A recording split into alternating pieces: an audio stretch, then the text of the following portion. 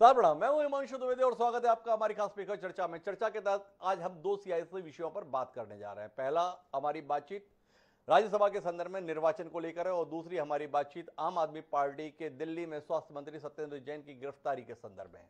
पहला जो विषय है वो कुल मिलाकर निर्दलीयों की मौजूदगी को लेकर है। दो महत्वपूर्ण राज्य हैं हरियाणा और राजस्थान, जहां पर दोनों पार्टियां अर्थात भारतीय जनता पार्टी और भारतीय राष्ट्रीय कांग्रेस लगभग मिले जुले स्वरूप में दिखाई दे रही थी। हरियाणा में 2 सीटें खाली हुई, दोनों सीटों पर एक एक उम्मीदवार की घोषणा की गई। उम्मीद थी निर्विरोध निर्वाचन हो जाएगा। राजस्थान के संदर्भ में भी कहानी कमोबेश ऐसी ही थी। कुल मिलाकर 4 सीटें खाली हुई, 4 सीटों पर 4 प्रत्याशी, 3 कांग्रेस से, 1 भाजपा से। लेकिन अचानक आज 2 मीडिया समूहों के दिग्गजों ने अपने अपने पर्चे इन दोनों राज्यों से दाखिल कर दिए। थोड़ा सा परिवर्तन केवल इतना रहा कि जो सुभाष चंद्रा पिछली बार हरियाणा से राज्यसभा में पहुंचे थे, वह इस बार राजस्थान के माध्यम से राज्यसभा में पहुंचने की कोशिश में है। भारतीय जनता पार्टी पिछली बार भी मददगार थी, इस बार भी मदद करने की भूमिका में है।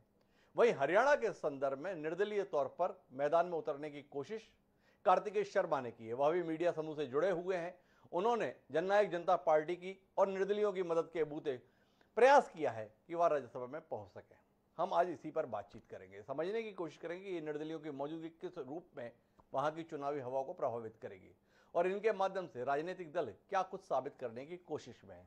हमारे साथ इस चर्चा का हिस्सा बनने के लिए 3 खास मेहमान जुड़ रहे हैं। उनसे आपका परिचय कराएं और राजनीति के इस दिलचस्प विषय पर कुछ गुफ्तगू करने की कोशिश करें। उससे पहले समय है आज के विचार सूत्र का। हमारा आज का विचार सूत्र इस संभावनाओं को ही समर्पित है। हमारा विचार सूत्र कहता है कि wisdom is the ability to discover alternatives, अर्थात बुद्धिमत्ता विकल्पों को खोजने की क्षमता है। पॉल एलरिज ने यह बात कही थी और शायद इसको भाप पाए सुभाष चंद्रा जी और कार्तिकेय शर्मा जी। मीडिया समूह से जुड़े हुए इन 2 दिग्गजों ने राजनीतिक रूप से जिस प्रकार का खालीपन है उसे भरने की कोशिश इस प्रयास में की है। पर राजनीतिक दल इसके संदर्भ में क्या सोचते हैं, समझने की कोशिश करते हैं। हमें समझाने के लिए 3 राजनीतिक क्षेत्र से जुड़े हुए लोग हैं। एक कैप्टन अजय यादव जी हैं, जो पूर्व मंत्री हैं कांग्रेस पार्टी के, भारतीय राष्ट्रीय कांग्रेस के पिछड़ा वर्ग प्रकोष्ठ के राष्ट्रीय अध्यक्ष भी हैं। दूसरे हमारे साथ रामविलास शर्मा जी हैं, भारतीय जनता पार्टी के दिग्गज राजनेता हैं। तीसरे हमारे साथ राजनीतिक क्षेत्र को नजदीकी से जानने बूझने वाले वरिष्ठ पत्रकार प्रेम कुमार जी हैं। आप तीनों का स्वागत है। और रामविलास जी, आपसे समझना चाहता हूं, जो काम आपको करना था वो जेजेपी ने कर दिया।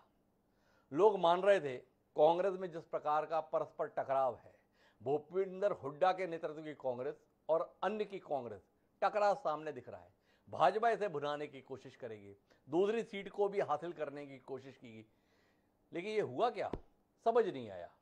हुड्डा जी के साथ यारी में आप लोग पड़ गए, इसलिए अपनी तरफ से कोशिश नहीं की, और जाटों का नेता कौन हो यह साबित करने के लिए चौटाला जी को यह प्रयोग करना पड़ा, तो अजय चौटाला कार्तिकेय शर्मा को सामने कर दिए। थोड़ा आपसे समझना चाहते हैं, भाजपा चूक गई या भाजपा भाप गई? देखिए हिमांशु जी, आप जैसा विद्वान पत्रकार, और आज आपने हम तीनों ऐसे लोगों को बिठा लिया है जी। कप्तान अजय सिंह यादव मेरे भाई हैं जी।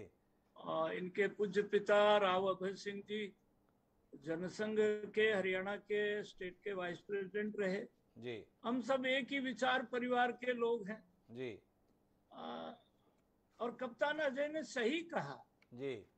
कप्तान अजय ने हमारे श्री कृष्ण पंवार की उम्मीदवारी को जी सैद्धांतिक रूप से इन्होंने ठीक ठहराया। जी। इन्होंने बहन शैलजा के बारे में कहा कि वो निष्ठावान कार्यकर्त्री है कांग्रेस की, उनकी निष्ठा पर शक नहीं किया जा सकता, उनको यदि कांग्रेस उम्मीदवार बनाती तो अच्छा रहता। मैं कप्तान अजय की इस बात के लिए तारीफ करता हूं कि उन्होंने अपने मन की बात सही कही जी। और कार्तिकेय शर्मा आपके मीडिया जगत से जुड़ा हुआ बेटा है जी। विनोद शर्मा जी का बेटा है जी। और इसमें भारतीय जनता पार्टी का कोई चाल वगैरह, अब आप क्योंकि आपकी वाणी है, आपके शब्दों का हम कोई उनके आगे पीछे नहीं कर सकते, प्रेम कुमार जी बताएंगे, परंतु हरियाणा संघर्ष की धरती। अरे रामविलास जी, और आप, मैं बीच में रोकूंगा। आपने कार्तिकेय शर्मा के लिए भी अच्छे शब्द बोल दिए, कैप्टन अजय यादव की भी सराहना कर दी, पर कुछ अपने पार्टी के प्रदेश नेतृत्व को लेकर भी तो बोलिए। आपके प्रदेश नेतृत्व ने कांग्रेस के लिए कालीन बिछाने की कोशिश क्यों की? ऐसी संभावनाओं के बीच में जब पूरे देश में भाजपा नेतृत्व कोशिश करता है कि कांग्रेस को कहां नीचा ना दिखा दे, कांग्रेस की कहीं कोई स्थिति रह ना जाए, तो ऐसे में हरियाणा के संदर्भ में भाजपा की ये खामोशी सवाल पैदा कर रही है। रामविलास जी समझ पाए क्या? क्या कुछ ऐसा हुआ हुड्डा जी के साथ में कि आपको लगा नहीं नहीं हुड्डा जी की इज्जत बचाना जरूरी है इसलिए अपने को प्रत्याशी नहीं उतारना चाहिए, ऐसा कुछ है क्या? देखिए द्विवेदी जी, हमने तो हुड्डा जी का कांटा बहुत पहले से निकाल दिया था जी 10 जनवरी 2019 को कृष्ण मिड्ढा के नामांकन के समय हमने बात कर दी थी। ये हरियाणा जो है जी ये कन्हैया ने संघर्ष के लिए चुना हुआ है, जी और खेला या तो बंगाल में होता है, खेला हो गए या तो हरियाणा में होता है। जी और आपने सुभाष जी चंद्रा का जिक्र किया, और ये तो अभी समय बताएगा 10 जून को जो चुनाव परिणाम आएंगे। परंतु 10 जून भारतीय को क्या खेला होगा इसके संदर्भ में रामविलास जी कह रहे हैं, मेरे साथ कैप्टन अजय यादव जी हैं। कैप्टन अजय यादव जी से समझना चाहता हूं, कैप्टन साहब आपने ही राह प्रशस्त कर दी क्या कार्तिकेय शर्मा की? एक सही सेट गेम था निर्विरोध निर्वाचन का, अचानक आपका ट्वीट आया कुमारी शैलजा को होना चाहिए था। क्या आपके इस ट्वीट ने कार्तिकेय शर्मा जननायक जनता पार्टी की उम्मीदें जगा दी या कुछ और रूप में देखे हमें थे? नहीं नहीं, ऐसा कुछ नहीं है। देखो, रामविलास शर्मा जी हमारे बहुत ही वरिष्ठ नेता हैं जी और मुझे इस बात की भी तकलीफ है कि सरकार बनाने में सबसे अहम भूमिका अध्यक्ष ये थे, जी लेकिन जो है मुख्यमंत्री खट्टर साहब बन गए। जी मुझे हमारे दादा हैं ये, जी हम चाहते थे कि ये मुख्यमंत्री बने। जी तो मैं समझता हूँ कि भारतीय जनता पार्टी ने एक निष्ठावान व्यक्ति की अवहेलना करी। जी तो मैं तो ये समझता हूँ कि पार्टी के प्रति निष्ठावान हो, जिन्होंने पार्टी के लिए पूरा अपनी जिंदगी लगा दी हो, चाहे मैं हूँ चाहे शैलजा जी हो। मेरा तो कहने का मतलब ये था कि 10 राज्यों में से, मैंने हरियाणा की बात नहीं की थी, जी मगर 10 राज्यों में से कहीं से कुमारी शैलजा जी का हक बनता था। जी अब जहाँ तक तीसरा उम्मीदवार खड़े करने की बात है, जी तो मेरी ये कहना है कि ये कुछ राजनीति में ऐसे लोग आ गए हैं जी जो खरीद फरोख्त की राजनीति को बढ़ावा देना चाहते हैं। जी लेकिन मैं आपको एक बात बता सकता हूँ कि हमारे जो जो हमारे विधायक हैं, 31 विधायक हैं, जी वो जो है एक जो है जिस तरह एक मजबूत स्तंभ की तौर पे खड़े हैं, और हमारी जो उम्मीदवार हैं अजय माकन जी, वो अवश्य जीतेंगे। लेकिन अगर शैलजा जी को भी अगर कहीं एडजस्ट कर देते, सोने पे सुहागा हो जाता, ये मेरा मकसद था कहने का। और अजय माकन जी को मेरे पुराने मित्र हैं, उनके साथ राजनीति हमने साथ शुरू की थी, और मैं चाहता हूं कि मेरे जो बेटा है चिरंजीव राव, वो पूर्ण रूप से उनके लिए कार्य कर रहे हैं। हम चाहते हैं कि वो राज्यसभा में चुन के जाए, और रामविलास शर्मा जी भी यही चाहते हैं कि भी जो है खरीद फरोख्त की राजनीति नहीं होनी चाहिए। अब ये जजपा वाले और इन लोगों का जो है कोई असूल तो इनके है नहीं, जी ना इनकी कोई विचारधारा है। तो मेरा तो यही कहना है कि जो भी कुछ ये हो रहा है। पर कैप्टन साहब मेरा कुछ सवाल है आपसे। आपने बोला कि हम तो बहुत मजबूत हैं, वो मजबूती तो देखी हमने। अभी 4 दिन पहले आप गए थे फतेहाबाद, और आपकी पार्टी के एक और वरिष्ठ नेता है, नाम उनका कुलदीप बिश्नोई है, उन्होंने अपना ट्वीट किया। उन्होंने बताया जिस सभा में आप गए थे ना, उसमें पूरे प्रदेश से आह्वान के बावजूद भी कुल 3-4 हजार लोग जुड़े थे। आपसे जानना चाहता हूं, वाकई उपस्थिति इतनी क्षीण थी, इतनी कमजोर उपस्थिति के बीच में कैप्टन अजय यादव उपस्थिति दर्ज कराते? एक सवाल। दूसरा, माखन जी का नामांकन हुआ, कुलदीप बिश्नोई की शक्ल दिखी नहीं हम लोगों को, किस रूप में आए थे, थोड़ा बताए ना कैप्टन साहब। कुलदीप बिश्नोई जी की मैं बहुत इज्जत करता हूँ, और मैं चाहता हूँ कि वो राजनीतिक क्षेत्र में आगे बढ़े जी। लेकिन मेरा उनसे एक ही सुझाव है, वो स्टेबल रहे जी। देखिए, भाजपा बनाई, हत्या के बाद बीजेपी से अलायंस किया, बीजेपी से अलायंस टूट के हमारी पार्टी में आए जी। मैंने तो उनसे ये कहा था कि धैर्य रखें जी। ठीक है ना। और जहाँ तक सवाल है फतेहाबाद की बात की जो जनसभा है, वो तो आपने टेलीविजन पे और आपने सब जगह देखा होगा कि कम से कम 35,000 आदमी। जी। तो आपके द्वारा जिनको 35,000 बताया जा रहा है वो आपके विधायक उसको 3,000 बता रहे हो, फिर भी आप कह रहे हैं हम सब बड़े मजबूत एक साथ हैं माकन जी को राज्यसभा में पहुंचाने के लिए। कैसे यकीन करें? प्रेम कुमार जी, मैं आपसे ही समझना चाहता हूं, क्या आपको लगता है हरियाणा और राजस्थान के संदर्भ में कांग्रेस को घेरने में कामयाब हो गए? भाजपा भले ही हरियाणा में मददगार की भूमिका में रही, लेकिन निर्दलीय और जेजेपी खेल बिगाड़ रहे हैं, और राजस्थान में सुभाष चंद्रा की मौजूदगी ने अशोक गहलोत के लिए कांटे बो दिए हैं। बिल्कुल डॉक्टर हिमांशु जी, राज्यसभा चुनाव में जिस तरह से कांग्रेस ने चुनाव उम्मीदवार चुनने के लिए जो बेसिक जरूरत होती है जी उसकी अनदेखी की है। मैं बेसिक की चर्चा इसलिए करता कि राज्यसभा का मतलब जो है डिफरेंट स्टेट्स का रिप्रेजेंटेशन, जी ताकि जब कभी लोकसभा निरंकुश हो जाए तो राज्यसभा उसको नियंत्रित करने का काम करे।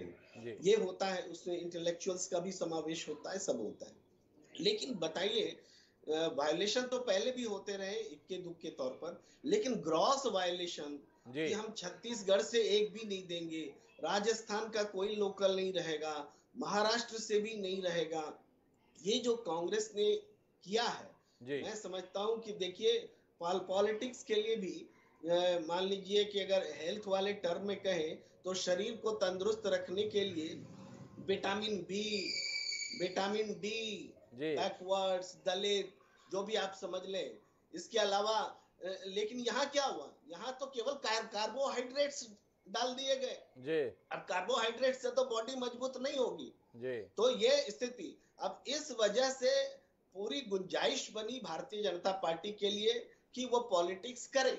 जी और आप तो मीडिया का तो हम लोग हाल जानते हैं, जी इतने बड़े बड़े दिग्गज लोग इस्तेमाल होने के लिए चले आए। जी अब राजस्थान में 30 वोट का की गारंटी बीजेपी कर देगी सुभाष चंद्रा जी के लिए, वोट वो कहां से लाएंगे? तो जी उसके लिए मीडिया की ताकत का बेजा इस्तेमाल होगा जी स्पष्ट रूप से। उसी तरीके से कार्तिकेय शर्मा जी, अरे व्यक्तिगत महत्वाकांक्षाएं अलग होती हैं, लेकिन क्या आप मीडिया को इस्तेमाल होने देंगे पॉलिटिक्स के हाथों? ये भी एक बड़ा सवाल पैदा हो रहा है। लेकिन ये जो एक तरफ महत्वाकांक्षाएं होती हैं, दूसरा राजनीति जो मीडिया का इस्तेमाल करती है, उसका ये विद्रूप रूप जो है देखने को मिल रहा है। इससे तो बेटर कार्बोहाइड्रेट्स मान लीजिए एक जो कि सुनिश्चित होकर के आए राजीव शुक्ला जी, जो कि हारेंगे नहीं, कम से कम जीतेंगे, ये गारंटी लेके आए, लेकिन वो भी अपनी पार्टी के ख्याल से सबसे ज्यादा विरोध का सामना कर रहे हैं जी। तो कांग्रेस ने ये अवसर पैदा किया कि बीजेपी ऐसी पॉलिटिक्स करे कि कांग्रेस के लिए वो नुकसान वाली स्थितियां पैदा हो, अप्रिय स्थितियां पैदा हो। ये ओवरऑल स्थिति हमें नजर आती है, पूरे चुनाव के संदर्भ में आप इसको इस रूप में देख सकते हैं। प्रेम कुमार जी, बहुत स्पष्ट है कि कांग्रेस ने खुद ही हालात ऐसे बना दिए जिसमें उसकी स्थिति हास्यास्पद हो जाए। उसने जिस तरीके से प्रत्याशियों का चयन किया, राज्य से बाहर के उम्मीदवार पूरे के पूरे उतार दिए, दोनों राज्यों के मुख्यमंत्रियों के लिए एक अजीब किस्म की स्थिति पैदा कर दी। अशोक गहलोत को जवाब देते नहीं बन रहा है कि पूरे राजस्थान में क्या एक भी व्यक्ति इस लायक नहीं है जो राज्यसभा के लिए चुना जाता, जो तीनों प्रत्याशी बाहर से हैं। पर इनके बीच में रामविलास शर्मा जी, आपसे जानने में जो हमारी दिलचस्पी वो ये है कि भाजपा ने अपनी एक संभावित सीट खोने का फैसला क्यों किया, इस पर कुछ रोशनी दीजिए ना। कांग्रेस में टकराव है, इन टकराव को भुनाने में आप लोगों की महारत है। हरियाणा में कुलदीप बिश्नोई के तेवर सार्वजनिक हैं, कुमारी शैलजा और भूपेंद्र हुड्डा से नाराज विधायकों के तेवर सार्वजनिक हैं, फिर भी आपने कोई कोशिश नहीं की। क्या हुआ? सियासत में संत का स्वभाव हो गया आपका? मानसू जी, आप एक बात देखिए कि राजनीतिक लोग हैं, आप भी राजनीति को कवर करते हैं। कांग्रेस नेता विहीन, नीति विहीन पार्टी, कांग्रेस को लोग समझ चुके हैं कि अरे रामविलास जी, आपके साथ में एक बड़ी दिक्कत है। मैं पूछता सवाल पूरब का हूं, आप उत्तर पश्चिम का देना चाहते हैं। मैं बार बार भाजपा को लेकर सवाल कर रहा हूं और आपको लग रहा है कांग्रेस के लिए बोल के बच के निकल जाऊं। कटघरे में आप हैं। हरियाणा की सियासत में भारतीय जनता पार्टी ने इस अवसर को क्यों जाने दिया, ये सवाल लोगों के जहन में है। क्या रामविलास शर्मा जी जैसा अनुभवी राजनीतिज्ञ इसका कोई उत्तर खोज पाया कि हमारी पार्टी ने ऐसा निर्णय क्यों लिया? नहीं, कौन सा निर्णय? हमने अपना उम्मीदवार एक एससी कैटेगरी के एक बड़े नेता, 4 बार विधायक रहे, मंत्री रहे, कृष्णलाल पंवार को, हमारा जो सॉलिड स्ट्रेंथ है विधानसभा में वो 40 वोट की जी और हमने अपना उम्मीदवार उतारा। जी जैसे कप्तान अजय कह रहे थे शैलजा को उतारना चाहिए था कांग्रेस को, जी वो हमने भारतीय जनता पार्टी ने उतार दिया उनको। जी है ना जी। जी हुड्डा जी की पसंद का उम्मीदवार माकन को नहीं दिया, सुरजेवाला जी को राजस्थान में भेज दिया जी और फिर हमने भी राजस्थान में अपने सुभाष चंद्रा को भेज दिया। जी वहां पर हमारे पास सरप्लस वोट थे विधायकों के, जी। तो इसमें कोई वो बड़ी बात नहीं है। तो अब आप ये बताइए रामविलास जी, बड़ी बात नहीं, कुल मिला के अब तीसरा व्यक्ति आ गया है मैदान में, भाजपा साथ देगी तीसरे व्यक्ति को या हुड्डा जी के साथ रहेगी? ये जानने में बड़ी दिलचस्पी है प्रदेश की। रामविलास जी क्या कहते हैं?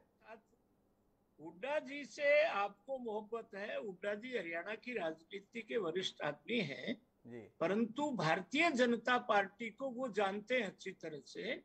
अब कार्तिकेय है जी विनोद शर्मा जी का बेटा है जी मीडिया का आदमी है जी अब उनकी मीडिया की भी हिमांशु जी जैसे प्रेम कुमार जी भी कह रहे थे जी वो नैतिकता की बात कह रहे थे। जी आज मीडिया भी अपने आप में एक ताकत है ना, जी मीडिया के अपने संबंध हैं, अपने संपर्क हैं और उसमें भारतीय जनता पार्टी का, इसमें भारतीय जनता पार्टी ने अपने जो सॉलिड स्ट्रेंथ है वो कृष्ण पवार जी के हिस्से में और सारे हमारे विधायक और वो सब मौजूद थे। अभी देखते हैं अगले दिनों में क्या परिस्थिति होती है। रामविलास जी अभी पत्ते खोलना नहीं चाहते हैं यार, रामविलास जी को पता ही नहीं है पत्ते कहाँ खुलने वाले हैं, तो अपने आप को संकट में क्यों डालें? क्या करने वाले हैं खट्टर जी, क्या करने वाले हैं धनखड़ जी? लेकिन कैप्टन अजय यादव से समझना चाहता हूँ कि कैप्टन साहब क्या आपको नहीं लगता है कि आज तीसरे व्यक्ति की दावेदारी ने, उम्मीदवारी ने आप लोगों के लिए राह को मुश्किल कर दिया है?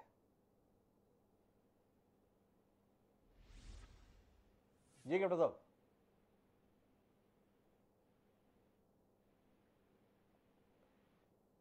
कैप्टन साहब मेरी आवाज सुन पा रहे हैं? कैप्टन साहब से हमारा संपर्क नहीं हो रहा, लेकिन प्रेम कुमार जी मैं आपसे समझना चाहूंगा, क्या आपका राजनीतिक आकलन नहीं बता रहा है कि इस मामले में कहीं ना कहीं भाजपा ने वो इनिशिएटिव नहीं लिया जिसके लिए भाजपा पहचानी जाती है, और इसके कारण से जेजेपी जिसके साथ नगरीय निकाय एक साथ लड़ने से भाजपा ने इंकार कर दिया था, उसने भुनाने की कोशिश कर ली है? द्विवेदी जी, मैं एग्जैक्टली ऐसा नहीं मानता जी। मुझे लगता है कि जो राजनीतिक परिस्थितियां हैं उसमें कांग्रेस को ऐसी स्थिति में डाल देना जिससे उनके विधायक की निष्ठा कसौटी पर आ जाए और वो डगमगाने लगे, और इसलिए ये स्थिति परिस्थिति पैदा की गई है। जेजेपी भी ने जो उम्मीदवार दिया है वो तो एक बेस वोट बैंक वोट तैयार करेगा कार्तिकेय शर्मा जी के लिए, लेकिन अतिरिक्त वोट जिससे जीत सुनिश्चित होगी वो तो बगैर कांग्रेस से टूटे हुए नहीं संभव हो सकती है। तो ये स्थिति कांग्रेस को परेशान करने की परेशानी में डालने वाली रणनीति बीजेपी की नजर आती है। बिल्कुल कांग्रेस की अंदरूनी फूट का फायदा उठाने वाली ये स्थिति नजर आती है, कम से कम हरियाणा में। खास करके रणदीप सुरजेवाला और भूपेंद्र हुड्डा जी के बीच जो कशमकश या शैलजा जी के को उम्मीदवारी नहीं देने को लेकर उनका विटो लगाना, ये सारी जो अंदर खाने की बातें हैं, तो इससे कांग्रेस के भीतर भी बहुत असंतोष है। तो इसका फायदा उठाने की कोशिश बीजेपी कर रही है। तो कुल मिला के आप इसमें भी बीजेपी की भूमिका को देख रहे हैं, लेकिन राजस्थान के संदर्भ में आप क्या कहेंगे? राजस्थान में डगमग डगमग चलती गहलोत सरकार एक बार फिर परेशानी के द्वार पर पहुंच गई राज्यसभा में। एक सुभाष चंद्रा का आना, सुभाष चंद्रा की हार जीत से भी कहीं ज्यादा अशोक गहलोत के लिए रणनीतिक कुशलता के साबित करने का एक बार फिर अवसर हो गया। क्या मानते हैं आप? जिस तरीके से उनकी बुलाई बैठक में बमुश्किल 50 विधायक कल उपस्थित हुए नामांकन दाखिले के संदर्भ में जो बैठक बुलाई थी, उसके बाद क्या लगता है आपको, वाकई अशोक गहलोत के लिए चुनाव हो गया, ना कि बाकी 3 प्रत्याशियों के लिए जो वहां से राज्यसभा जाना चाहते हैं? बिल्कुल बिल्कुल, ये अशोक गहलोत जी के लिए एकदम टेस्टिंग का पीरियड है। अगर वो अपने विधायकों को एकजुट नहीं रख पाते हैं तो ये समझिए कि उनकी कुर्सी फिर बची रहने वाली नहीं है। इसलिए उनका चुनाव वाकई हो गया है। और जिस तरीके से राजस्थान में पार्टी ने टिकट नहीं दिए अपने स्थानीय उम्मीदवार को, तो उसका गुस्सा अशोक गहलोत कैसे संभालेंगे, ये अशोक गहलोत के लिए एक्स्ट्रा चैलेंज है। तो इसको भी संभालना है। और उसके बाद वो 11 जो वोट है वह टूट कर न चला जाए कांग्रेस से, ये भी देखना है। तो जो स्थिति परिस्थिति लग रही है उसमें अशोक गहलोत की स्थिति जो है बिल्कुल टेंस वाली है। और हम ये देख रहे हैं, देखिए जो भी मुख्यमंत्री कांग्रेस के हैं वो डिसिसिव नहीं है, वो बैकफुट पे हैं, उनकी कोई चल ही नहीं रही है। और जो मुख्यमंत्री होने की कामना कर रहे हैं हरियाणा में कि हम अपनी राजनीति बढ़ाएंगे, मजबूत करेंगे, वो ज्यादा डिसिसिव है, उनका ज्यादा चल रहा है। यानी जो पावर में है उनको पावर बचाने का डर जो है वो कांग्रेस आला कमान को मनमानी करने दे रहा है। और जिनको जो पावर में नहीं है वो पावर में आएंगे, इसका डर भी आला कमान को अपने पक्ष में कर रहा है। कांग्रेस तो इस राज्यसभा चुनाव के उम्मीदवारी में पूरी तरह से एक्सपोज हो गई है, इसका नेतृत्व एक्सपोज हो गया है।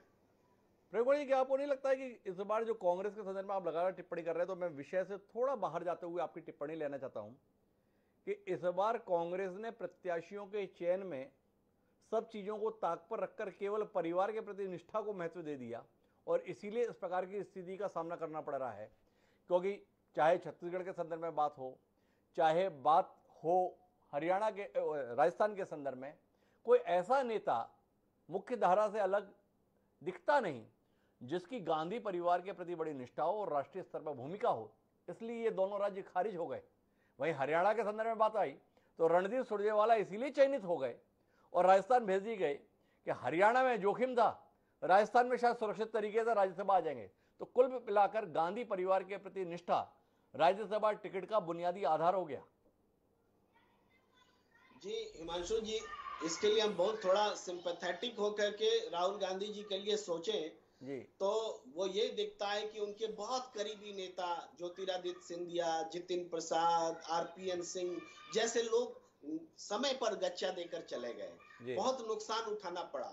अब उनको लगता है कि वफादारी सबसे पहला नंबर होना चाहिए। अब राहुल गांधी इस पूरे चुनाव में देखिए, उत्तर प्रदेश के जो 3 उम्मीदवार हैं 100% प्रियंका गांधी जी की पसंद है और बाकी जगहों पर राहुल गांधी जी की पसंद है। और राहुल गांधी जी का एक दरबारी जो है समूह पैदा हुआ है, बाकी कोई फैक्टर नहीं है। सिर्फ एक फैक्टर कि कोई ज्योतिरादित्य पैदा न हो, कोई जितिन प्रसाद पैदा न हो, कोई आरपीएन पैदा न हो, हमारे लिए वफादार रहे, यही एकमात्र फैक्टर है। अब इसका नुकसान व्यक्तिगत रूप से राहुल गांधी को फायदा हो अलग बात है, कुछ समय के लिए उनको लगता है कि फायदा हो जाएगा, लेकिन कांग्रेस को इसका भारी नुकसान। तो कुल मिला के परिवार को फायदा और पार्टी को नुकसान, राज्यसभा का कुल संदेश अभी इस रूप में निकल कर आया कांग्रेस के संदर्भ में। मैं आखिरी टिप्पणी के लिए रामविलास जी आपके पास वापस आना चाहता हूं और आपसे जानना चाहता हूं, मजे हुए राजनीतिज्ञ आप, बहती हुई हवा को भांपने में सिद्धहस्त हैं, थोड़ा सा आकलन दीजिए ना। रोक लेंगे अजय माखन को आप दिल्ली भेजने से हरियाणा के रास्ते, या जाएंगे तो माखन ही? कार्तिक भले ही बच्चा है आपका, पर फिर भी बच्चा ही बने रहने देंगे आप? हिमांशु जी, प्रेम कुमार जी ने बड़े नपे तुले शब्दों में आज के विषय की व्याख्या की जी। मैंने शुरू में कहा, आपको वो बात अटपटी लगी कि कांग्रेस में नेता नहीं है, नीति नहीं, और आज सब जगह भारतीय जनता पार्टी के प्रति जो उत्साह का वातावरण है, अब किसी को हराने की जरूरत नहीं है। अब मैंने आपको कहा था कि सुरजेवाला जी हरियाणा के कार्यकर्ता हैं, उनको वहां राजस्थान में पटक दिया, और माकन दिल्ली के कार्यकर्ता हैं, उनको वहां हमारे यहाँ हरियाणा में। तो आप किसी पर तो विश्वास करिए ना सुभाष जी। अरे माफ कीजिएगा रामविलास जी, आपने किसको कहां भेज दिया, किसको कहां से फेंक दिया? भूपेंद्र यादव हरियाणा के हैं, कहां से राज्यसभा में आप लेकर आते हैं? धर्मेंद्र प्रधान कहां के हैं, कहां से लेकर आते हैं? लंबी फेरिस्त है, उस चक्कर में पड़ेंगे तो कहीं और चले जाएंगे। लेकिन आपके साथ दिक्कत ये है कि मैं सवाल आपसे भाजपा के पूछता हूं और रामविलास जी को सबसे ज्यादा सुविधा होती है कि वो कांग्रेस में बोलकर अपना समय निकाल ले जाए। मैं फिर आपसे पूछ रहा हूं, कुल मिला के भाजपा का सामर्थ्य है हरियाणा का कि माखन को रोक पाएगी या नहीं रोक पाएगी? क्या कार्तिकेय को बच्चे बना रहने देंगे या कार्तिकेय सम्मानीय सांसद बनकर आपकी मदद से पहुंच पाएंगे, वैसे ही जैसे सुभाष चंद्र आपकी मदद से सांसद बन पाए थे। सवाल बहुत स्पष्ट है, सीधा है, साफ है। रामविलास जी इसका कोई उत्तर दे सकते हैं या फिर कांग्रेस में कोई बात कहकर अपना समय पूरा कर लेंगे? नहीं, मैं हिमांशु जी आपकी बात का बहुत आदर करता हूँ। सुभाष चंद्र हमारे विचार परिवार के जी, वो इस बार राजस्थान से भी सांसद बन के आएंगे जी। और हरियाणा के बारे में मैं आपको इतना ही कहना चाहता हूँ कि हरियाणा के बारे में अभी नामांकन की अंतिम तारीख है और 10 जून को वोटिंग होगा। इससे पहले मैं कोई भविष्यवाणी करूं तो वो चुनाव आचार संहिता का उल्लंघन मैं नहीं करना चाहता। अच्छा, ये रामविलास जी ने बड़ी कमाल की बात की। किसी की जीत या हार के संदर्भ में वो कह देंगे तो वो आचार संहिता का उल्लंघन हो जाएगा हरियाणा के संदर्भ में। बाकी राजस्थान के संदर्भ में उल्लंघन नहीं है जब वो बोल रहे हैं कि सुभाष चंद्र इस बार भी जीत कर आ जाएंगे। जहां भाजपा के कुल 30 वोट उन्हें मिलने वाले हैं, पर उसके अलावा भी 11 वोटों की और जरूरत सुभाष चंद्र के पास है। महत्वपूर्ण सवाल यह है कि हरियाणा में चुनाव होने की स्थिति में भाजपा के पास 9 वोट अतिरिक्त रह जाते हैं कंवरलाल जी की उम्मीदवारी को तयशुदा करने के बाद। वो 9 वोट क्या कार्तिकेय शर्मा के हिस्से में आएंगे या ऐसे ही रखे रह जाएंगे, जानने में दिलचस्पी रहेगी। पर इतना तय है, निर्दलीयों की मौजूदगी ने कांग्रेस की राह में एक बार फिर अवरोध खड़ा कर दिया है। देखें इन अवरोधों को हटा पाने में कांग्रेस किस कदर कामयाब हो पाती है। आप तीनों मेहमानों का बहुत बहुत धन्यवाद इस चर्चा का हिस्सा बनने के लिए। इस समय एक छोटे से ब्रेक पर जाएंगे। ब्रेक के बाद लौटेंगे तो इस देश में शुचिता की नई उम्मीद जगाने वाली आम आदमी पार्टी के कटघरे में होने को लेकर बातचीत करेंगे। उनके एक और सम्मानीय मंत्री जेल में पहुंच गए। क्या समझें इसको? समझने की कोशिश करेंगे ब्रेक के बाद। तो कहीं जाइएगा नहीं, हम गए हो रहा है।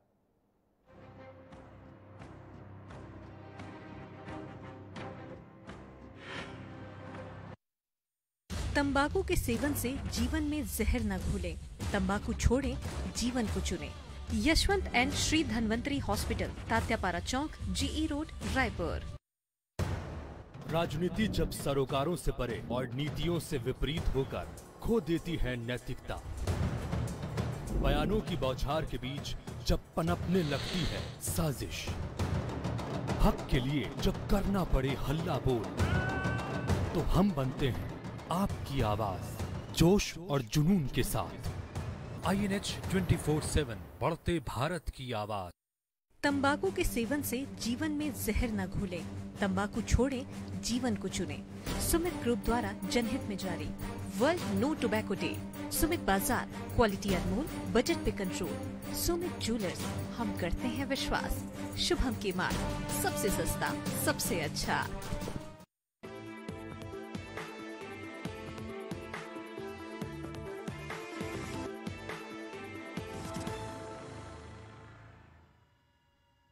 ब्रेक के बाद आपका एक बार फिर स्वागत है हमारे खास कार्यक्रम चर्चा में। चर्चा के तहत अब हमारा विषय है आप पर दाग, कसौटी पर साख।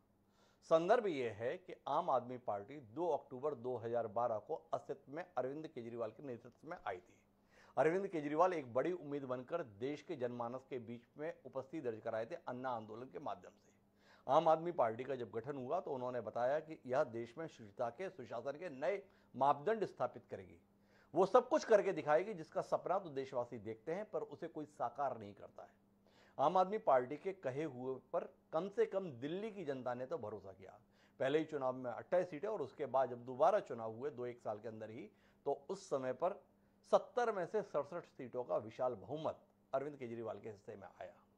एक बार फिर जब चुनाव हुए तब भी वह तकरीबन 62-63 सीटों के साथ में अपने आप को सत्ता में वापस लाने में कामयाब रहे।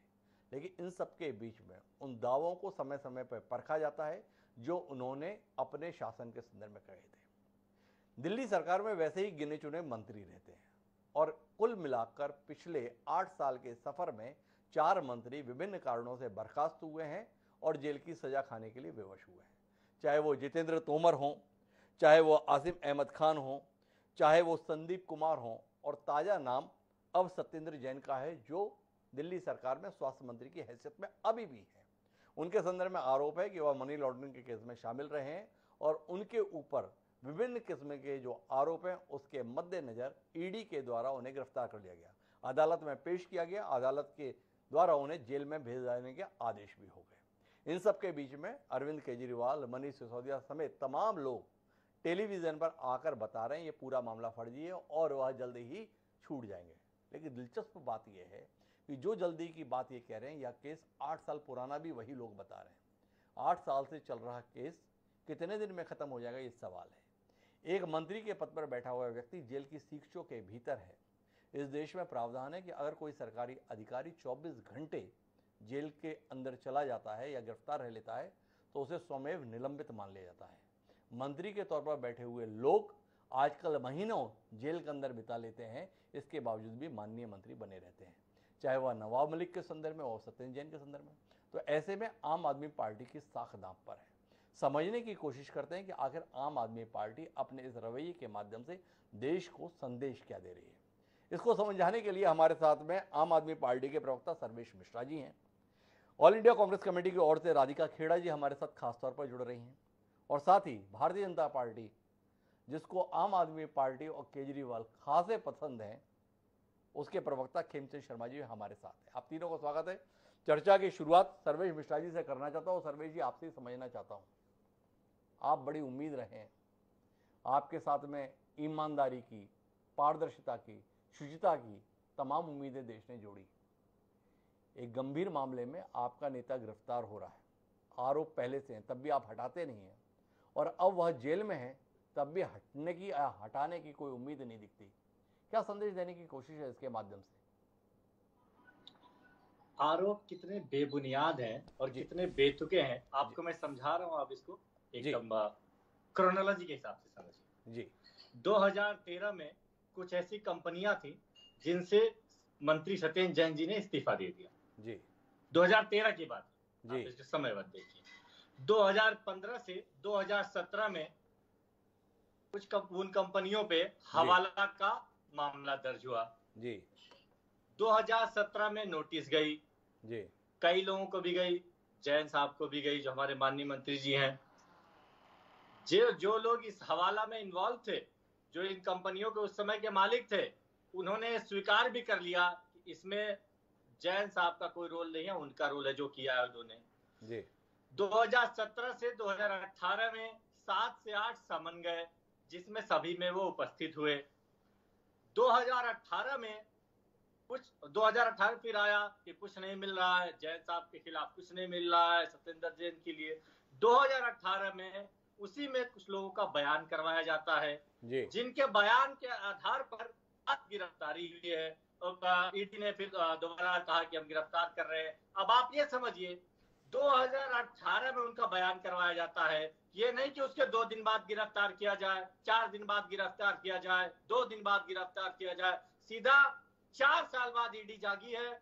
एक और वही समन में वो गए थे और उन्होंने कहा नहीं हम गिरफ्तार करेंगे, और उनको तब गिरफ्तार किया जाता है जब वो हिमाचल प्रदेश में होने वाले चुनाव के चुनाव प्रभारी हैं। रोजाना वहां भारतीय जनता पार्टी के बड़े बड़े नेताओं की ज्वाइनिंग करा रहे हैं, और वहां की जनता त्रस्त है, वो बता रहे हैं कि इस बार भारतीय जनता पार्टी को हराएंगे ही। और आपको ये समझना होगा कि ये पूरा का पूरा चुनावी स्टंट है बीजेपी का। 34 विधायकों पे दिल्ली के ही आप ईडी की, सीबीआई की, सबकी रेड करवाई जा चुकी है, जांच करवाई जा चुकी है, FIR 34 पे है। मुख्यमंत्री जी के घर पे छापा पड़ा, उप मुख्यमंत्री जी के घर पे छापा पड़ा, इनको कुछ नहीं मिला।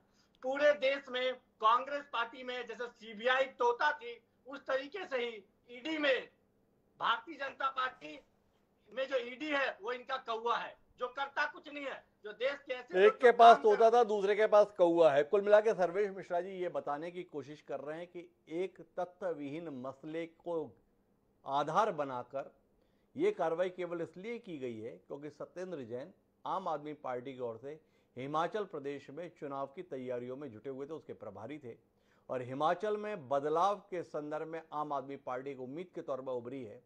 भारतीय जनता पार्टी राजी तरीके से तो रोक नहीं पा रही है, तो अब इस तरीके से रोकने की कोशिश कर रही है। भारतीय जनता पार्टी पे ये आरोप लगातार विपक्ष लगाते हैं कि जब उनसे और कुछ नहीं होता है तो वो सीबीआई, ईडी के माध्यम से ही विपक्षियों को निशाने पर लेकर अपने राजनीतिक हित साधने की कोशिश करते हैं। मेरे साथ में खेमचंद शर्मा जी हैं।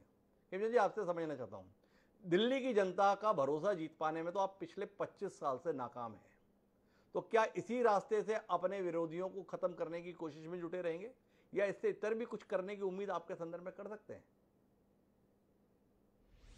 नमस्कार जी सबसे पहले तो मैं आम आदमी पार्टी के अपने मित्र को ये याद दिलाना चाहता हूँ, आप उस पार्टी से हैं, जी आप उस केजरीवाल की पार्टी से जो ये कहते थे कि सिर्फ अगर किसी पे आरोप है तो उस व्यक्ति को पद से हटा देना चाहिए जब तक वो आरोप गलत सिद्ध ना हो जाए। जी तो अब तो आरोप भी नहीं, ईडी की चार्जशीट है, उनको गिरफ्तार कर लिया गया है, तो कब हटाओगे? जी एक तरफ आप पंजाब में एक मंत्री को हटाया जाता है, आप रो देते हो, आप आंसू बहाते हो, लेकिन सत्येंद्र जैन जी जिन पे खुले में लोग आरोप लगा रहे हैं कि उन्होंने करोड़ों रुपए एमसीडी के चुनाव में टिकट देने के नाम पे कलेक्ट किए, लोगों ने फेसबुक पे लाइव किया है, ट्विटर पे लाइव किया है, उनके घर पे धरना दिया है, फिर भी आप उनको नहीं हटाते। सर्वे जी इसका थोड़ी देर पीछे- रुकिए, एक बार सुन लेते हैं हम क्या कुछ खेमचंद जी कह रहे हैं, उसके बाद में फिर आपके पास आऊंगा। आपको पूरा मौका दिया था, एक बार खेमचंद जी की बात सुनिए ना। जी सुन लो, आपको 5 मिनट सुना, आपके झूठ को 5 मिनट सुना है, जी आप 2 मिनट सुन लो पहले। तो क्यों?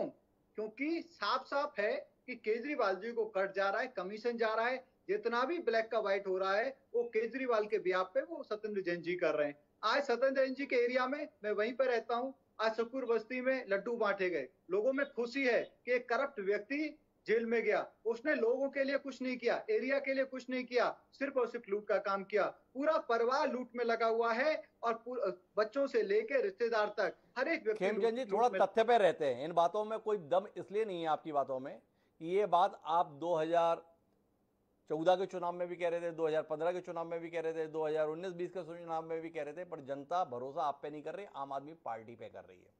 मेरा सवाल आपसे केवल इतना है, जो बात सर्वेश जी ने यहाँ पर रखी कि 2013 का केस, 2018 में हुए बयान और 2022 में गिरफ्तारी, तो कुल मिलाकर सर्वेश जी इस पर सवाल उठा रहे हैं 2018 में दिए गए बयान के आधार पर एक मंत्री जैसे शख्स को गिरफ्तार करने की नौबत क्यों आई? केवल इसलिए क्योंकि वो आपके लिए दिल्ली से बाहर निकल हिमाचल में चुनौती बन गया। हिमांशु जी, अगर हमें ऐसे ही उठाना था, बिना सबूत के उठाना था, तो हम 2020 के इलेक्शन से पहले उठाते जी, क्यों नहीं उठाया? क्योंकि अब जब फैक्ट है और एजेंसी अपना काम इंडिपेंडेंटली करती हैं और हमारे यहाँ पे एक इंडिपेंडेंट जुडिशरी है और जुडिशरी में उन्होंने जाके अपनी बात रखी। अगर इतना ही केस हल्का होता तो आज कोर्ट उनको 9 तारीख तक जेल में डालने का या जेल में भेजने का ऑर्डर ये नहीं दलील देती। दे रहे हैं, उनका कहना है कि अगर केस इतना ही हल्का होता, जितना आसान मामला अरविंद केजरीवाल जी बता देते हैं या सर्वेश जी यहाँ पे बता देते हैं, तो अदालत ने उन्हें जेल क्यों भेज दिया, जमानत क्यों नहीं दे दी। तो मैं आऊंगा सर्वेश जी के पास में, लेकिन राधिका खेड़ा जी मेरे साथ में है, कांग्रेस पार्टी की जिम्मेदार प्रवक्ता, उनसे समझने की कोशिश करते हैं कि ये खेल सियासी है या सार्वजनिक जीवन में रह रहे लोगों के द्वारा अगर बेईमानी की जाएगी तो उन्हें सजा भुगतनी पड़ेगी। इसका एक उदाहरण है। 2 ही हिस्से हैं राधिका जी, या तो ये साजिश है राजनीतिक रूप से, या कुल मिलाकर जो लोग गलत करते हैं उनको इस अंजाम तक जाना पड़ेगा। आपका नजरिया? देखिए, सबसे पहले तो मैं आपके दर्शकों को ये एक फोटो दिखाना चाहूंगी जी। ये 2011 की फोटो है जी। शायद इस तरफ से कैमरा जी। 2011 की फोटो है। इसमें अन्ना हजारे जी है, अरविंद केजरीवाल साहब है, मनीष सिसोदिया जी है और पीछे इनके एक और नेता है। 2011 में एक इंडिया अगेंस्ट करप्शन मूवमेंट शुरू हुआ था। उसके बाद उसका एक स्प्लिट होता है। स्प्लिट होने के बाद अरविंद केजरीवाल साहब राजनीति में आते हैं, जिन्होंने उस मंच से बड़े बड़े वादे किए थे और अपने बच्चों के सर पे हाथ रख के कसम खाई थी और कहा था मैं कभी राजनीति में नहीं आऊंगा। राजनीति में आने के बाद कहा मैं कभी गाड़ी नहीं लूंगा, कभी बंगला नहीं लूंगा, सिक्योरिटी नहीं लूंगा। सब कुछ लिया, सब कुछ किया। देश की जनता को उन्होंने, मोदी जी को भी पीछे छोड़ दिया जुमले देने में और बात बात पे पूरी एक मूवमेंट खड़ी करी। इनके 2 मुद्दों पे सरकार बनी दिल्ली, एक महिलाओं की सुरक्षा को लेकर और एक करप्शन के ऊपर। दोनों मुद्दों में ये बिल्कुल फेल रहे और आज बार बार थोड़े थोड़े समय में इनके कोई ना कोई, कभी इनका कॉर्पोरेटर पकड़ा जाता है, अब तो इनके मंत्री साहब पकड़े गए। और ऐसा नहीं है कि जब से इनकी सरकार बनी इनका कोई मंत्री किसी न किसी अन्य केस पे, चाहे सोमनाथ भारती हो, कभी अपनी बीवी को मारने के लिए पकड़े जाएंगे। कंटिन्यूसली इनके लोग पकड़े जाते हैं और अरविंद केजरीवाल साहब क्या कहते हैं, फिर एक और नई चीज शुरू कर देते हैं। बातें, भाषण लच्छेदार देंगे, इनके प्रवक्ता आके बड़ी बड़ी बातें करेंगे, सोशल मीडिया पे आप कुछ कहेंगे तो आपको गालियां भी देंगे। मैं कह रही हूँ ना, सोशल मीडिया पे गाली देना हो, जुमले देश को देना हो, सब में इन्होंने मोदी सरकार को और भाजपा को पीछे छोड़ दिया है। और अब तो करप्शन में भी मुझे लग रहा है उनको पीछे छोड़ते जा रहे हैं। बड़े बड़े आरोप इन्होंने कांग्रेस पार्टी पर लगाए थे, शीला दीक्षित जी पर लगाए थे, हमारे मंत्रियों पर लगाए थे। सरकार इनकी कई सालों से है, दूसरी बार तीसरी बार आ गए, लेकिन फिर भी आज तक एक भी चीज प्रूव नहीं हुई है, ना किसी पे कोई कार्रवाई हुई है। बड़ी बड़ी बातें करी थी, लेकिन बार बार इनके लोग पकड़े जा रहे हैं। हाल ही में उन्होंने बहुत बड़ा बात बोली थी, मैं सिक्योरिटी नहीं लूंगा, सबकी वीवीआई सिक्योरिटी हटाई जाए। और इन्हीं की शासित, मैं कहूंगी केजरीवाल साहब ही वहां पे भी, मुख्यमंत्री पंजाब में भी केजरीवाल साहब ही हैं। वो तो सिर्फ एक चेहरा है, भगवंत मान साहब, उनकी वजह से। ये तो ठीक है राधिका जी, लेकिन मैं थोड़ा विषय पर रहना चाहता हूँ। कुल मिला के सत्येंद्र जैन की गिरफ्तारी के संदर्भ में आप क्या मानती हैं? एक करप्ट आदमी, एक भ्रष्टाचारी आदमी, जिसके संदर्भ में एजेंसी के द्वारा सही कार्रवाई की गई, या आप मानते हैं कि कुल मिलाकर एक राजनीतिज्ञ था जिसको राजनीतिक प्रतिशोध के लिए केंद्र की सरकार ने शिकार बना लिया? दो स्थितियां हैं। राधिका खेड़ा जी क्या आप कहती हैं? मैं नहीं मानती कि कोई राजनीति के शिकार है, क्योंकि ये दोनों एक दूसरे के साथी है। भाजपा की मोदी सरकार ए टीम है और ये केजरीवाल साहब बी टीम है। हर चीज दोनों साथ साथ करते हैं। आपको याद है ना, इन्होंने दिल्ली में तो वोट भी मांगा था कि केंद्र में मोदी जी और दिल्ली में अरविंद केजरीवाल की आम आदमी पार्टी सरकार, क्योंकि दो एक ही सिक्के के दो पहलू हैं और साथ साथ चलते हैं। आज इनके ऊपर गाज चल रही है तो ये कह रहे हैं हम पे राजनीतिक प्रतिशोध किया जा रहा है। सच्चाई क्यों नहीं सामने आती? क्यों अरविंद केजरीवाल साहब थोड़ा मैं उलझ गया। आपने कहा कि दोनों साथ हैं, ए और बी टीम है, दोनों टीम एक ही है, तो फिर जाके इनका एक आदमी जेल कैसे चला गया? ये चीख चीख कर बता रहे हैं, इन लोगों ने घेर दिया।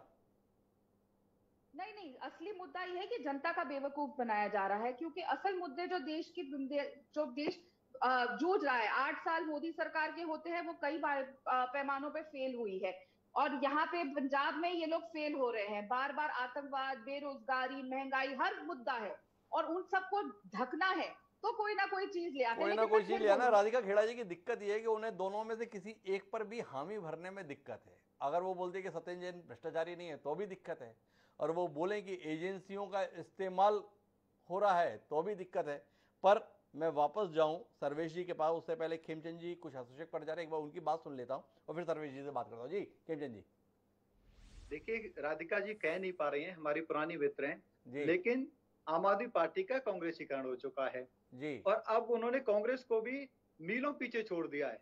अच्छा। करप्शन में, झूठ में, भ्रष्टाचार में और मिसमैनेजमेंट में आप देखेंगे किस तरीके से उन्होंने 100% यू टर्न लिया है। पहले मात्र आरोप पे इस्तीफा मांगते थे, अब जेल जाने पे भी इस्तीफा नहीं लेते।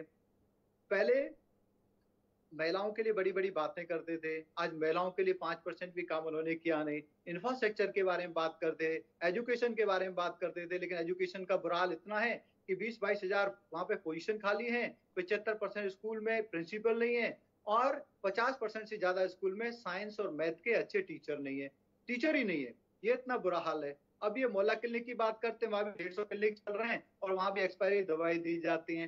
पंजाब में इन्होंने लॉ एंड ऑर्डर का बुरा हाल कर दिया, वहां पे जो देश की सुरक्षा है उसको भी ये कंप्रोमाइज कर रहे हैं। और तो और अब करप्ट लोग इन्होंने ऐसे बैठा दिए। वो बताइए खेमचंद जी, इतने खराब लोग हैं, इतनी खराब सरकार चलाते हैं, इतने खराब इनके तौर तरीके हैं, फिर भी आप इनसे हार जाते हैं। कितनी शर्मिंदगी होती है आपको अपने आप पे? हिमांशु जी, कहीं ना कहीं हमसे कमी रही होगी, लेकिन हम जीते भी हैं। 2 सरकार हमारी है दिल्ली में, हम एमसीडी में जीते हैं, इनको हराया है, 2017 में हराया है। विधानसभा की बात हो रही है, साफ तौर पर अरविंद केजरीवाल के कामकाज की बात हो रही है। आप जितना इन्हें खारिज कर रहे हैं, तो मैंने तो एक सवाल कर लिया बस कि ऐसे खराब लोगों से भी आप हारते नहीं, इतनी बुरी तरीके से हारते हैं, इसको लेके कितनी अंदर से खींच आती है, ग्लानि आती है, शर्मिंदगी आती है? इसको छुपाने की कोई बात नहीं, हम हारे, हम 2 बार जीते भी, और कहीं ना कहीं अपनी बात को या अपने जुमलों को कन्विंस करने में ये कामयाब रहे। लेकिन अब जनता के सामने अपने आप को कन्विंस करने में कामयाब रहे। लेकिन मैं वापस सर्वेश मिश्रा जी आपके पास आना चाहता हूं और जानना चाहता हूं कि पंजाब और दिल्ली में इतना बड़ा अंतर क्यों? विजय सिंगला साहब भी बोल रहे हैं मैं बेकसूर हूं, फंसाया गया है, साजिश का शिकार हुआ हूं। उनके संदर्भ में आप सुनने के लिए तैयार नहीं है। उनकी बर्खास्तगी पर आंसू आ जाते हैं। अरविंद केजरीवाल जी स्क्रीन पर बताते हैं मेरी आंख में आंसू आ गए ईमानदारी के प्रति इस प्रकार की बात सुनकर। और यहाँ पर देश की एजेंसी है ईडी, किसी के घर की बांदी नहीं है। और उसने एक लंबे अन्वेषण के बाद में ये निकाला है कि सत्येंद्र जैन जो कुछ बोल रहे हैं वो तथ्यों से परे है। उन्होंने 2013 में इस्तीफा दिया, सही बात, पर उन्होंने शेयर ट्रांसफर किए अपनी पत्नी के नाम पर। जिस कंपनी के द्वारा धन शोधन की कार्रवाई को अंजाम दिया गया उसमें उनकी पत्नी के शेयर, ये ईडी की रिपोर्ट के अंतर्गत आया हुआ है, 17% शेयर बताए हुए हैं। कुल मिलाकर कहानी है कि सीधे ना लेते हुए घुमाकर ले रहे थे। आप उसे बर्दाश्त करने के लिए तैयार हैं। क्या ये विरोधाभास आपकी उन उम्मीदों के, उन दावों के, उन वादों के विपरीत नहीं है जो देश की जनता के साथ आपने किए थे? माननीय मुख्यमंत्री जी ने आज भी कहा है कि अगर किसी तरीके का भ्रष्टाचार हमें दिखता है तो हम तो खुद भी नहीं छोड़ते। हम भ्रष्टाचार के खिलाफ खड़े होने वाले पार्टी हैं। आप इस बात को, एक मूल तथ्य को समझिए। 2018 में किसी गवाही के आधार पर, जिसपे किसी गवाही के आधार पर उनको आज गिरफ्तार किया गया। आप ये समझिए कि जिस देश में ईडी देश की इतनी बड़ी संस्था है, इस देश में ये ईडी नीरव मोदी, मेहुल चौकसी समेत 31-32 लोग विदेश फरार है, कुछ नहीं कर पा रही है। एक सत्येंद्र जैन जी को गिरफ्तार करने में 2018 के केस में 2022 में कर रही है, 2018 की गवाही में, जिसमें 2 दिन, 4 दिन, 8 दिन पे करनी चाहिए। आप पूरी तरीके से समझिए ये राजनीति से प्रेरित कैसे है। 2013 में सत्येंद्र जैन जी को टिकट दिया जाता है विधायक का। उनके टिकट देने के बाद से दिल्ली पुलिस का अगले ही दिन एक FIR हो जाता है। फिर उसके बाद से तुरंत वो जेल गए, तिहाड़ में कुछ दिन रहे वो, फिर तिहाड़ से फिर बाइज्जत बरी होकर घर आए। तो ये हमारे 34 विधायकों पर केस कर दिया जाता है, मुख्यमंत्री पर छापा डाला जाता है। तो ये देश की बड़ी बड़ी एजेंसियों का एक घटिया दुरुपयोग है, लोकतांत्रिक और संवैधानिक एजेंसियां तो हैं ही दुरुपयोग के लिए। अदालत भी उसी खाते में है क्या? अगर इतना ही सरल मामला है जैसा आपके माननीय मुख्यमंत्री कर रहे हैं, तो यहां पर खिमचंद शर्मा जी ने सवाल उठाया जमानत क्यों नहीं मिल गई। इसका कोई जवाब तो मिलना चाहिए आपसे। पहली बात कानूनी प्रक्रिया की आप बात, मैंने आपसे एक केस बताया तो कि पिछली बार तिहाड़ जेल में रह के आए, फिर तिहाड़ जेल में कुछ दिन के बाद से कोर्ट ने कहा कि बाइज्जत बरी करिए। किस मामले में आपने लिया है जी? पिछली बार का जिक्र कर रहा हूँ। 34 में से 18 विधायकों का केस तक कोर्ट ने बेबुनियाद बताया। तो ये तो इनका ट्रेंड है, दिल्ली पुलिस का इस्तेमाल करना। कांग्रेस के शासन में CBI तोता थी, बीजेपी के शासन में ईडी कौवा है। जो मेहुल चौकसी, विजय माल्या समेत तमाम 31-32 लोग विदेश भाग जाते हैं, लाखों करोड़ों लेके, उनका कुछ नहीं कर पाती है। सत्येंद्र जैन जो मोहल्ला क्लिनिक बना रहे हैं, जो अच्छे अस्पतालों में दवाइयां फ्री दे रहे हैं, उनसे इनको दिक्कत है, क्योंकि हिमाचल प्रदेश में चुनाव हारने जा रहे हैं। एक चुनावी इस्तेमाल कर रहे हैं ऐसी बड़ी बड़ी चुनावी इस्तेमाल कर रहे हैं। मैं एक बात समझना चाहता हूँ सर्वे मिश्रा जी, हमारे यहाँ कहा गया था कि लोकतंत्र लोकलाज से चलता है, रह गई क्या आपके पास में? आप क्या संदेश देना चाहते हैं समाज के बीच में कि इस देश में अगर कानून प्रक्रिया के तहत कोई व्यक्ति जेल में भी डाल दिया जाए तो भी उसे मंत्री बने रहना चाहिए? अधिकारियों के संदर्भ में व्यवस्था है कि 24 घंटे अगर वह जेल में रह जाए, सीखचों के भीतर रह जाए, तो वो स्वयं निलंबित हो जाता है और मंत्री मान्य रहेगा। आपकी सरकार में भी बेकसूर व्यक्ति है, अगर साजिश के तहत, राजनीतिक साजिश के तहत फंसाया जा रहा है। हमारे एक मंत्री पंजाब में, जिन पे हमारे पास ये ऑडियो टेप आई, हमारी सरकार ने तुरंत उन्हें बर्खास्त ही नहीं किया, जेल भेजा।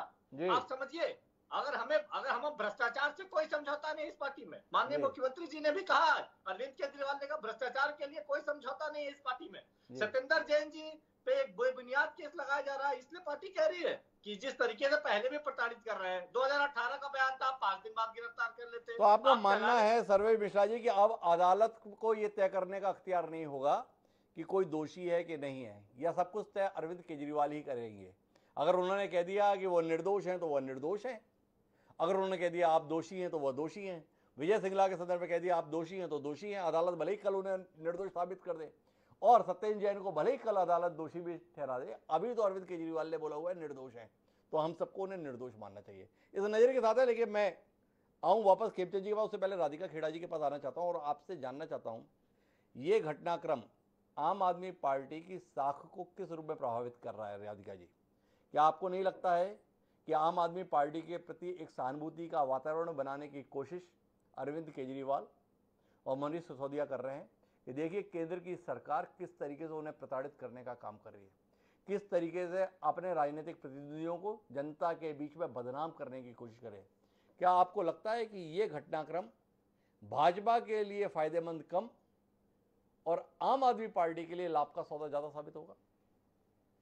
देखिए, जैसा मैंने पहले कहा कि जुमलों देने में इन्होंने मोदी सरकार को बहुत पीछे छोड़ दिया और झूठी बातें कहने में, और देश की जनता देख रही है, दिल्ली की जनता देख रही है, जो वादे उन्होंने किए थे उन पे आज तक नहीं उतरा। इंडिया अगेंस्ट करप्शन मूवमेंट ही इन्हीं के लोग लगातार, इनके कॉर्पोरेटर हो रिश्वत लेते हुए पकड़े जाते हैं। अब तो इनके मंत्री का केस सामने आ गया है, और ये जो बात कर रहे हैं बार बार कि इनके साथ ऐसा हो रहा है, ये सरकार, ये इन्होंने क्या किया? अलका लांबा जी जो कांग्रेस के नेता है, उनको कहां पंजाब पुलिस उठाने लगी? पंजाब पुलिस के पास कोई काम नहीं बचा है। वहां पे सरेआम लोगों को गोली मार दी जाती है पंजाब में, चाहे कबड्डी के प्लेयर्स हो, महिलाएं हो, आम जनता हो, चाहे सिद्धू मूसेवाला जी हो, सबको गोली मार दी जाती है। लेकिन पंजाब पुलिस क्या करती है? दिल्ली आती है, दिल्ली आके खेल खेलती है, दिल्ली पुलिस उनपे केस करती है, ड्रामा चलता है हरियाणा में। इन्होंने, भाजपा ने और आम आदमी पार्टी ने देश की जनता को बेवकूफ समझ लिया है। वो मैं जैसे आपको बता रही हूँ ना, असल मुद्दों से इन्होंने देश की जनता को भटकाना है, अपनी विफलताओं से देश की जनता को भटकाना है। कब जब ये भेजेंगे यहाँ पे, हमारी कांग्रेस के नेता को पुलिस भेजेंगे यहाँ पे पकड़ने के लिए, तो ठीक है, यहाँ से उनको बुलाया जाएगा पंजाब, तो ठीक है अलका लांबा जी को। क्यों? क्योंकि वो उनकी पार्टी छोड़ के यहाँ पे आ गई और देश की जनता को सच बता रही है। तो ये सब इनको सब सही लगेगा, पर जब इनकी असलियत सामने आएगी तो ये रोना शुरू कर देंगे। मैं फिर कह रही हूँ, बार बार अरविंद केजरीवाल साहब जब सरकार नहीं बनाई थी तो ट्वीट में भी कहते थे, does Delhi need such A helpless CM? क्या दिल्ली को ऐसे हेल्पलेस सीएम की जरूरत है? क्या देश की दिल्ली के लोगों को ऐसे हेल्पलेस सीएम और ऐसे हेल्पलेस सरकार की जरूरत है जो बार बार करप्शन के लिए उनके लोग पकड़े जाते हैं? और मैं, ये आपस में जो इनका खेल चल रहा है ना रस्साकशी का, कभी ये इनके लोगों को उठा के लेकर जाती है पंजाब की पुलिस, कभी इनके लोग आके इनके मंत्रियों को गिरफ्तार कर रहे हैं। पहले फिर बोलूंगी, देश की जनता को, दिल्ली की जनता को बेवकूफ समझना, बनाना बंद करिए। तो कुल मिला के राधिका जी को तो लगता है कि कुल जमा आम आदमी पार्टी और भारतीय जनता पार्टी नूरा कुश्ती कर रही हैं, दोनों ही आम आदमी के हितों के मुद्दे पर विफल रह रही हैं और उससे ध्यान भटकाने के लिए एक दूसरे के साथ में इस प्रकार की छुपा छुपाई खेल कर बहला रही हैं। तो मेरे साथ में खेमचंद शर्मा जी, आखिरी दौर की बातचीत के लिए उनके पास जाना चाहता हूँ। खेमचंद जी, कुल मिलाकर आप कह रहे हैं सत्येंद्र जैन के संदर्भ में करप्शन का मामला था, उसमें गिरफ्तारी हुई, लेकिन जितने आक्रामक तरीके से आम आदमी पार्टी बता रही है कि तथ्य है नहीं केस में। हमारे साथ में सर्वेश मिश्रा जी बोल रहे हैं 2018 में गवाही हुई, 2022 में गिरफ्तारी, 4 साल बाद। क्या मायने है इसके? आप जैसा जिम्मेदार प्रवक्ता उसके काउंटर में कुछ बोल नहीं रहा। क्या आपको नहीं लगता है थोड़ा होमवर्क ज़्यादा करने की जरूरत है भारतीय जनता पार्टी को? अगर सत्येंद्र जैन को घेरना ही है तो थोड़ा बताइए तो सही उन्होंने किया क्या है।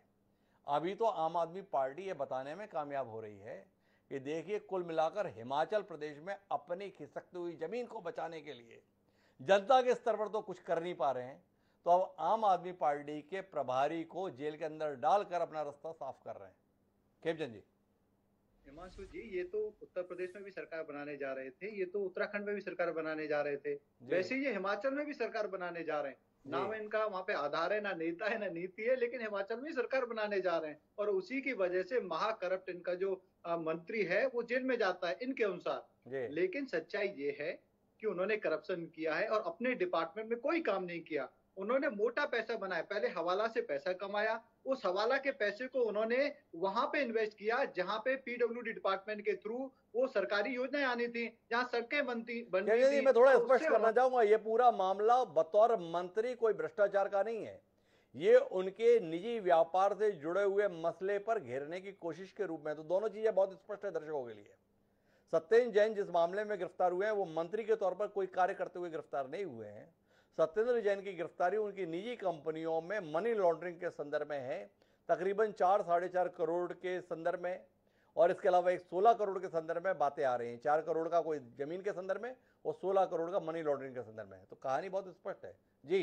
इसमें मंत्री के तौर पे भी है कि उन्होंने 16 करोड़ 39 लाख रुपए हवाला के तहत बनाए और उस पैसे का इन्वेस्टमेंट वहां पे किया जहां पीडब्ल्यू डिपार्टमेंट का प्रोजेक्ट्स आने थे, योजनाएं आनी थी, और उस पैसे को उन्होंने 50 और 100 गुना ज्यादा बढ़ाया। ये ऑन रिकॉर्ड है जी। इन्होंने वहीं पे मंत्री रहते हुए, जिस डिपार्टमेंट के मंत्री हैं, इन्होंने जहां पे इनकी अपनी जमीनें हैं, जहां पे इनके खेत हैं, वहां से इन्होंने अपनी योजनाओं को निकाला ताकि वहां पे प्राइस भाई को ये एज अ मंत्री उन्होंने करप्शन किया है, अपने पोजीशन का मिसयूज किया है। आज सत्येंद्र जैन के पीछे इसलिए खड़े हैं कि जो बड़ा करप्ट व्यक्ति है, जो बड़ा गुनहगार है, वो भी फंसने की लाइन में है। अब नंबर केजरीवाल जी का आना है, ये साफ है, सभी जानते हैं कि सत्येंद्र जैन तो सिर्फ मुखौटा है, असली माल तो केजरीवाल जी के घर पे जाता है, असली पैसा तो तो केजरीवाल केजरीवाल शर्मा के जी ने घर आने वाले समय की लाइन को बता दिया। उनका कहना है कि सत्येंद्र जैन तो केवल मोहरा है, असल व्यक्ति तो अरविंद केजरीवाल हैं, सारे करप्शन की जड़ में अरविंद केजरीवाल हैं। तो क्या कुल मिलाकर आने वाले समय में अभी माननीय सत्येंद्र जैन को हमने ईडी की हिरासत में देखा है। खेमचंद जी कहना क्या चाह रहे हैं?